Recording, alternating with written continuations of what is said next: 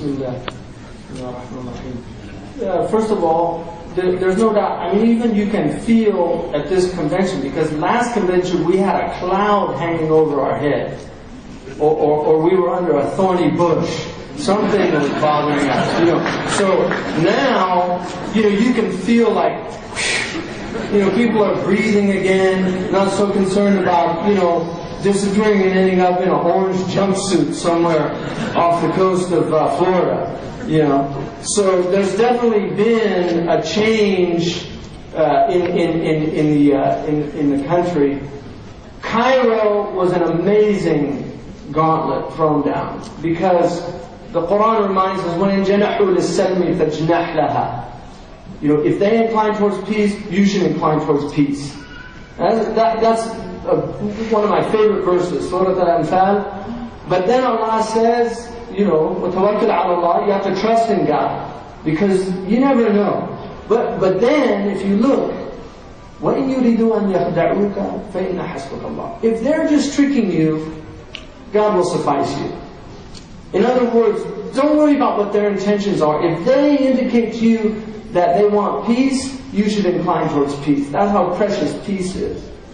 So the Muslim community in America is in an extraordinary position to play a role in this country at bridging major gaps.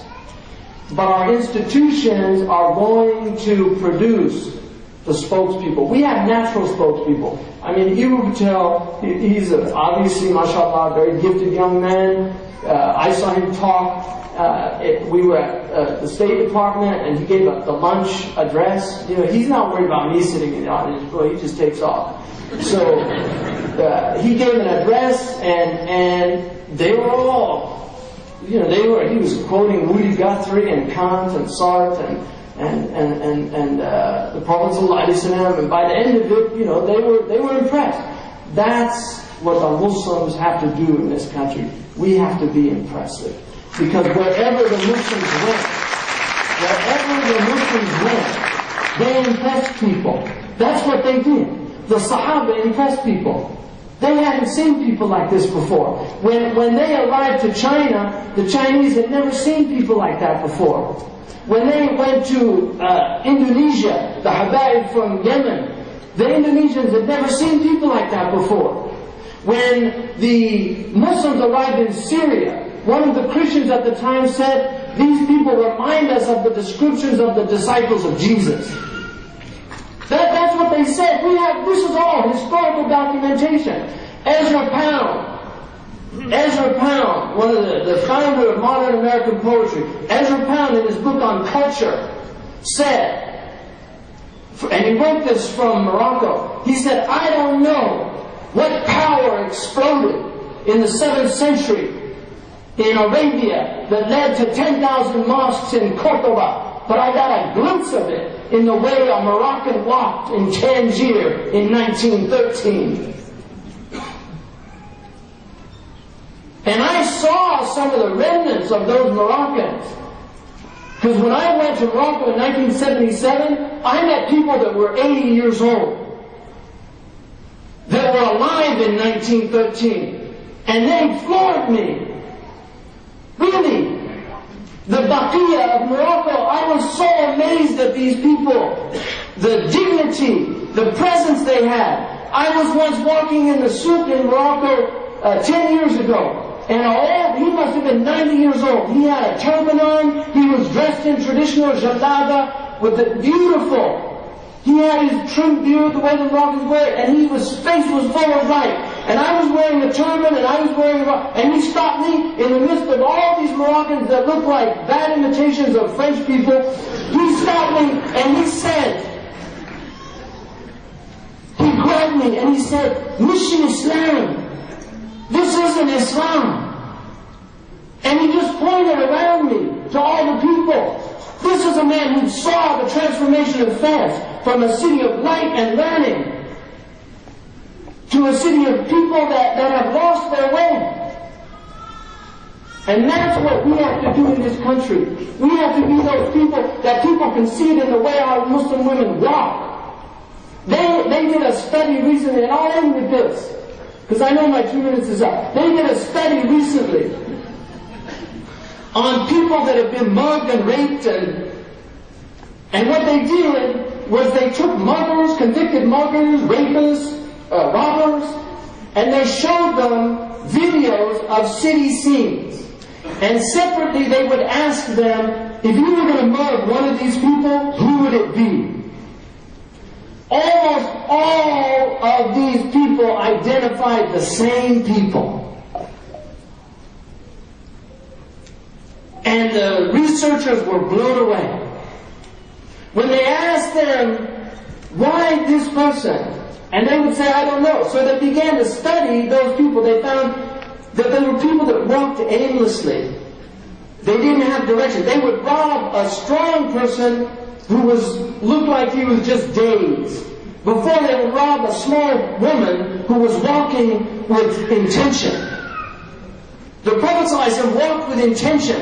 When people saw him, they said it looked like he was going downhill, because he was walking with it. He wasn't moseying along. He was walking with intention. When people called him, he didn't look like this. He turned completely behind. He gave his entire being to people. When he spoke with people, he was present. He wasn't absent. He wasn't thinking about what was going on at home or how Aisha was doing. He was right there with that person. He had hadar. And that's what the Muslims need. They need to restore their presence. Because the Muslims are the people of God. That's what we believe. That's our belief. But if we don't act like those people, nobody's going to treat us like those people. First thing, I don't think any of us would claim to be from the Baqiyah. May Allah make us from those people. Shaykh Hamza Yusuf in his Qawa'id said that من دع رتبة فوق رتبته فضح بشواهد الامتحان. If you claim something that you're not, God will expose you with the tribulations of scandal. And he said, وَمَنْ أَدَعَ رُتْبَةٍ هِيَ لَهُ نُزِعَ مِنْهَا. And if he claims to be what he is, God will take that away from him.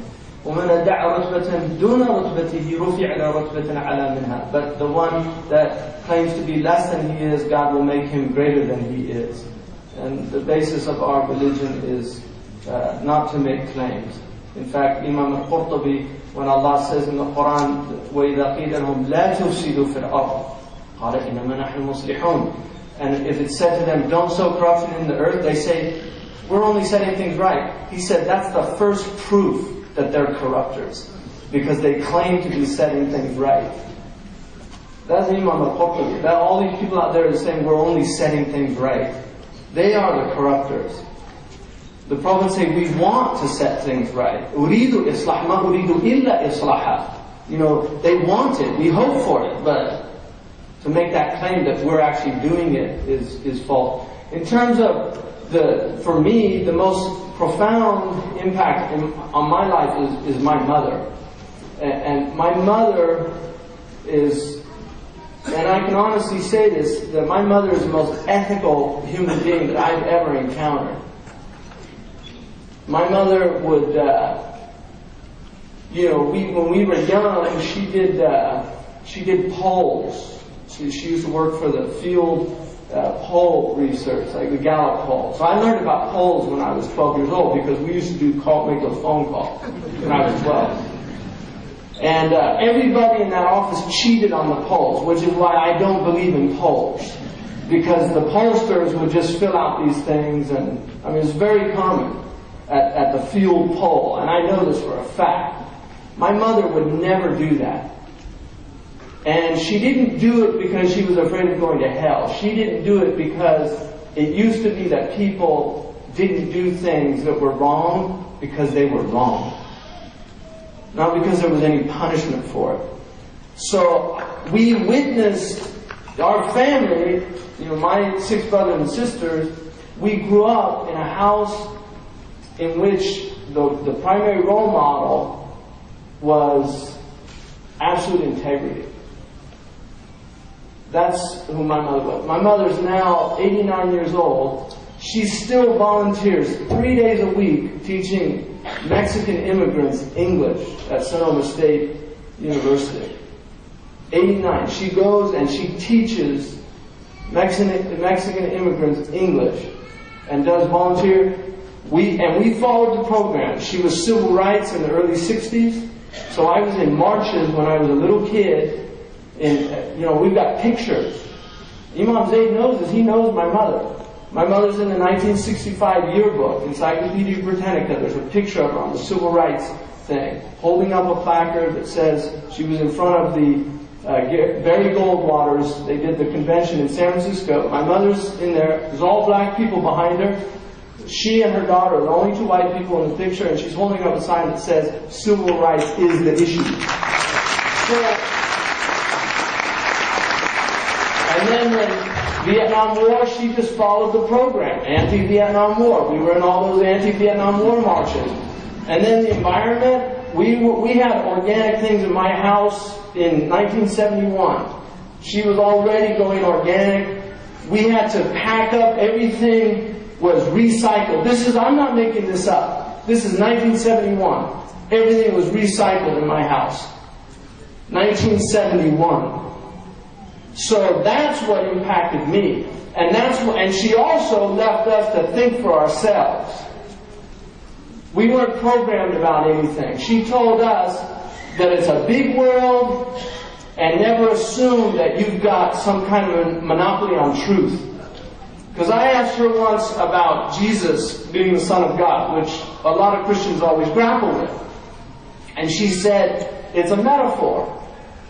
And then she said, but I'll tell you something about, look, don't assume, because my grandfather was president of the Orthodox Church in Marin County. So we went to Orthodox Church, and I was an altar boy. But my mother told me that just because you're following this faith doesn't mean it's the only thing that's true. Because if you were born in Sri Lanka, you'd be a Buddhist. And that's a very arbitrary thing, where you're born. So you can't assume always that what you've been told is any absolute measure of the truth. Always keep your mind open. And that's why it wasn't difficult for me to be able to look at Islam without the prejudices that so many people have. One of the most intriguing aspects to me of the Quran is that it actually deals with all the other religions. It tells you very clearly what they teach. And it gives you the refutation, but it tells you, this is what the Christians say, this is what the Jews say, this is what the Mushrikun say, this is even what the secular humanists say. Where'd that come from in the 7th century? They weren't around, but they're in the Quran. نَمُوتُ وَنَحْيَا وَمَا يُهْلِكُنَا إِلَّا دَهْرٌ. That's secular humanists. We live and we die, and it's only time that has any effect on us. It's time destroys us, not God. The Arabs believed in God. Who was saying that? So the Quran deals with all of those. So that, to me, was my mother. And then the next benefit was being with a group of very serious converts to Islam, that when I became Muslim, took the religion very seriously. And I had the good fortune of going to Catholic schools in high school, and it was a good fortune because I had very good teachers. I had Jesuit teachers and Augustinian teachers, and the level of education was very high. My high school was better than my university experience. Literally. It was better than my university experience. So when I became Muslim, I just wanted to learn the religion. And when I went to the Middle East to study, the first class they put me in I was in 3rd grade, I think it was 3rd grade, 3rd or 4th grade, equivalent to it. And it was at Islamic Institute, and I was in the back with all the African students. We were all like, late teens, early 20s, and all the Arab kids were up front. And I learned, the first words I learned was, Ya Ahmaq, Ya Ghabi, Anta Himar. Those were the first words that I learned. So that was the pedagogy at that place. Right? And that was quite a shock for me, coming from Marin County, where it was all like raising self-esteem. Even if you were an idiot, they would tell you, you're so brilliant.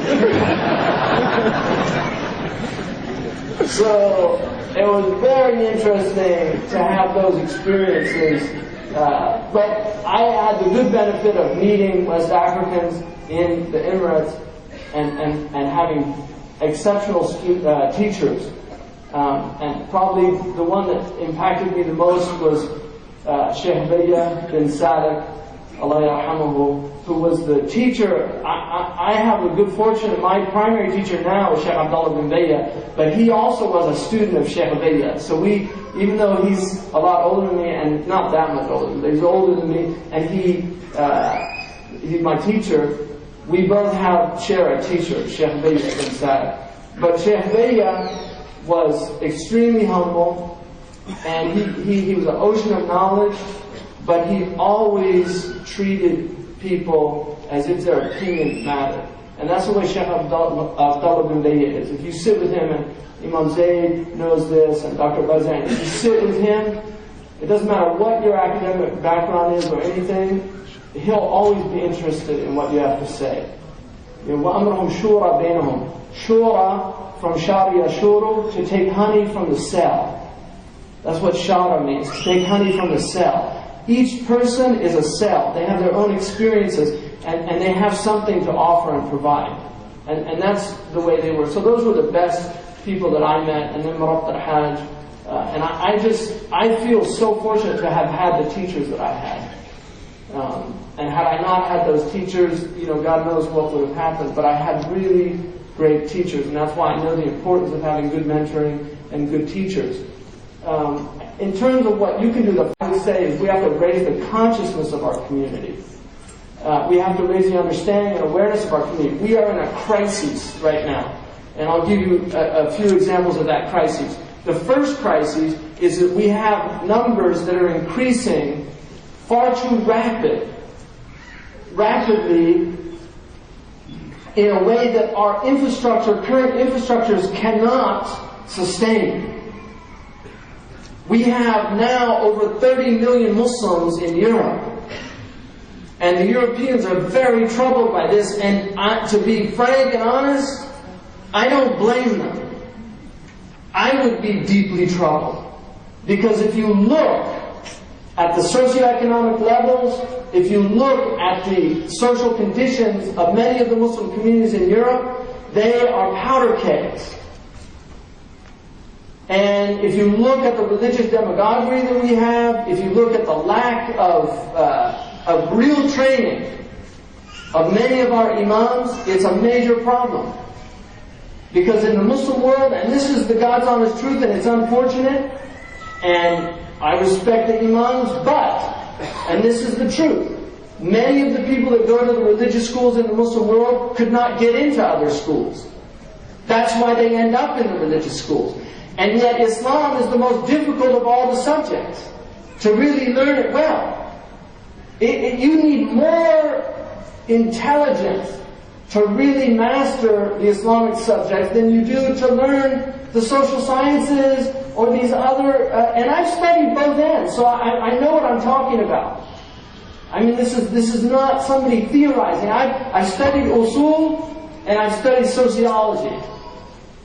I've studied medicine.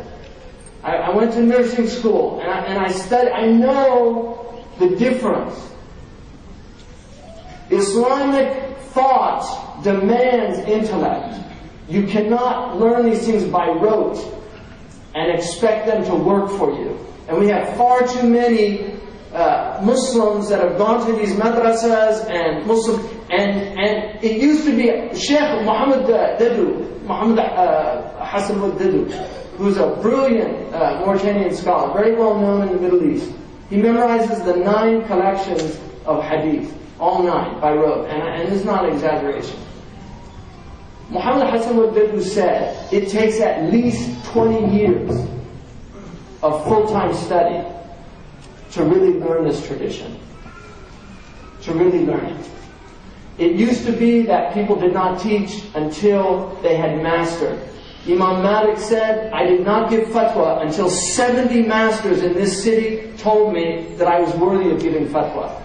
And now we have people online who did a weekend course on fatwas, giving fatwas.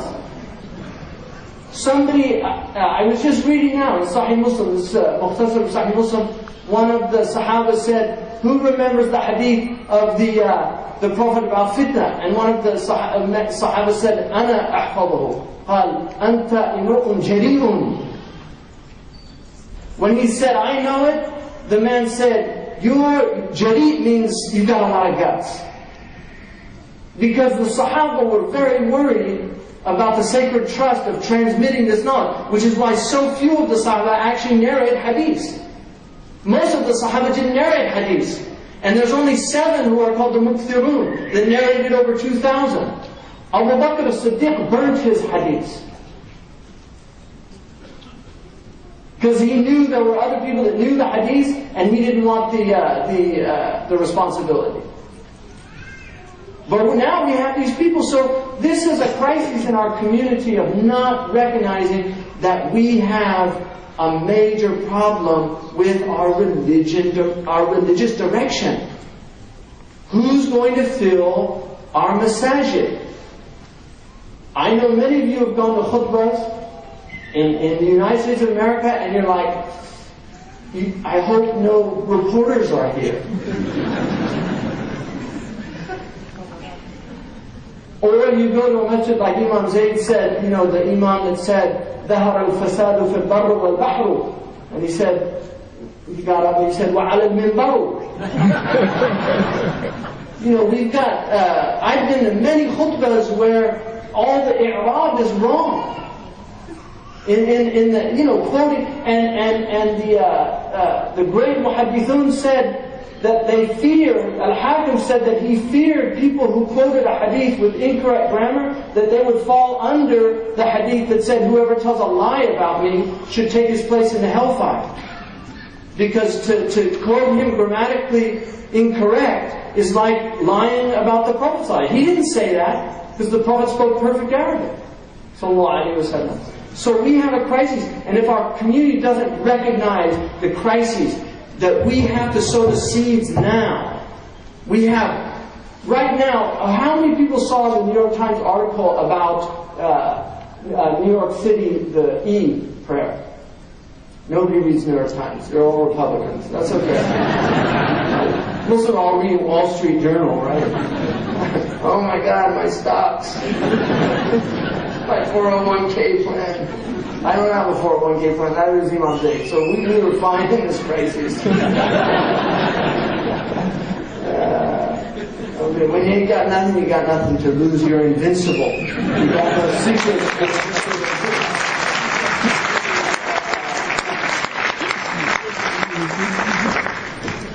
So, we have to, in the New York Times it said that the City Council of New York voted with one dissenting vote. With one dissenting vote, the entire council voted to make the 2 Eids of the Muslims holidays for the city, school holidays. New York City. Now that surprised me. And now the mayor is saying that the mayor has some kind of veto capacity. The mayor is saying he doesn't want to do that.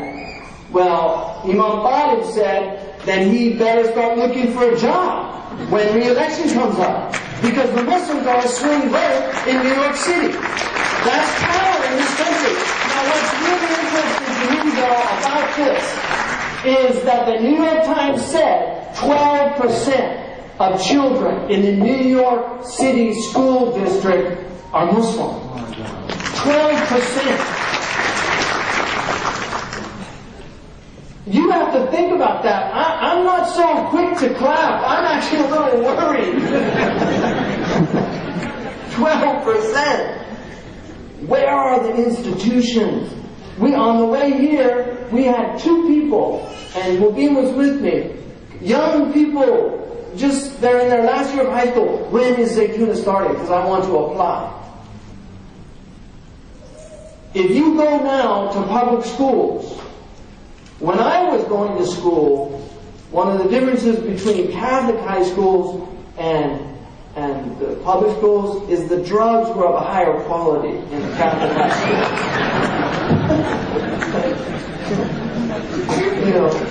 Like the reefer was... Yeah, Sensonia. People don't know these things. Right? There's problems out there, people. There's problems out there. If we don't think about how we want our children educated in this country, we have to develop institutions now.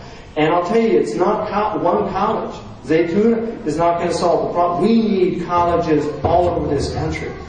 We need good preparatory schools all over this country. We want preparatory schools that people of other faiths want to send their children to, just like people, Baptists, send their children to Catholic schools because they don't want their child going to the public school where, you know, the 7th grade football team has their way with one of the cheerleaders, which happened in my school district.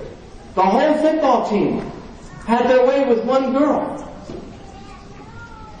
That was in my school district. We don't want those type of environments. I don't even want my children exposed to those type of things. So we have to raise the consciousness of this community. And I'll end with this about the money. Rick Warren, who spoke yesterday and people saw him, Rick Warren talks every Sunday to 100,000 people. Now I said to him, all you have to do is ask for $1. And you have $100,000 every Sunday. That's almost $500,000 a month. That's power.